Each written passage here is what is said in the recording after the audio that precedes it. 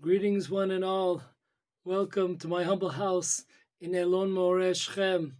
Today is Sunday, the 6th day of Kislev 5781. And what a great day. What an unbelievable day. When I was in the sunrise prayers this morning, before we came to Mizmor LeTodah, the Psalm of Thanksgiving, I hit the table in the synagogue and I said, everybody, when we get to this Psalm of Mizmor LeTodah, thanking God for all that His kindness that He's done, everybody has to have tremendous kavanah, intentions, and thank Hashem for allowing the Jewish heroes Esther and Jonathan Pollard. Thank Hashem for this tremendous happy day, and think about those thoughts before you say the prayer Mizmor LeTodah. So this is such a joyous day. When's the last time that we've had such a joyous time? It's been a long time, Maybe since the Cubs won the World Series after 107 years. Just joking. So, folks, anyways, I just came back a few minutes ago from my bike ride, and when I'm on my bike ride in Elon Moreh, there's these high mountain tops, and I'm going on the mountains and skies, and it's just majestic. And God was kind enough to send me a few ideas which I have to share with you. This release comes at the heels of this week's Parsha Vayetze Yaakov, that Yaakov leaves, and we see that Jonathan and Esther, they're leaving. They've left this cruelty for 35 years. It's tremendous cruelty. And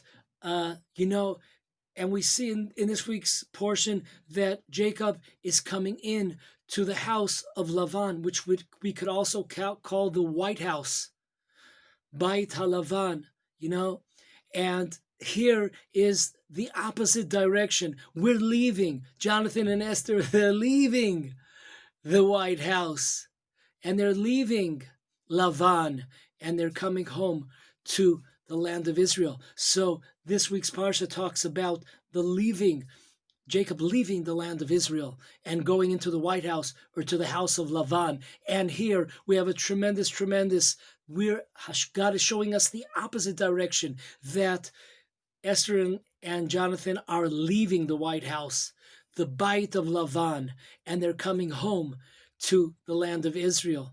That's number one. Number two, amazing thing, that Jacob, when he comes, he sees all of these shepherds, and they're sitting around playing dominoes and sitting around doing nothing. And he says, what's going on here? Why are you just sitting around? Oh, we're waiting. We need a whole group of people.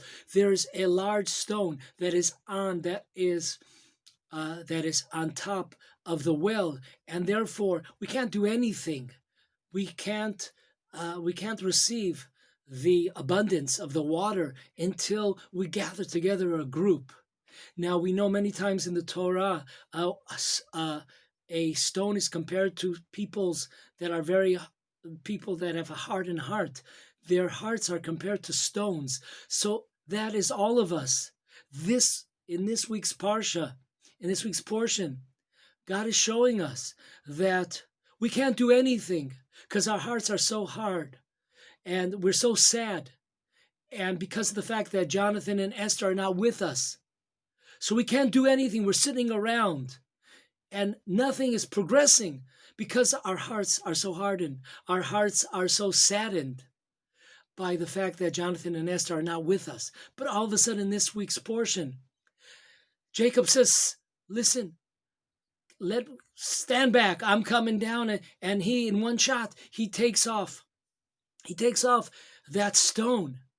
And like Rabbi Mordechai Eliyahu, the great righteous, may his memory be blessed, he told us that the redemption is being is being delayed because of the fact that Jonathan and Esther are in prison, are in this exile. So, folks, this is a tremendous sign of light from above that we see in this week's portion, that it has been, Jacob takes away that that stone which has been delaying. Underneath that stone, there's a tremendous, there's water, there's redemption, and everyone's sitting around, and there's nothing going forward.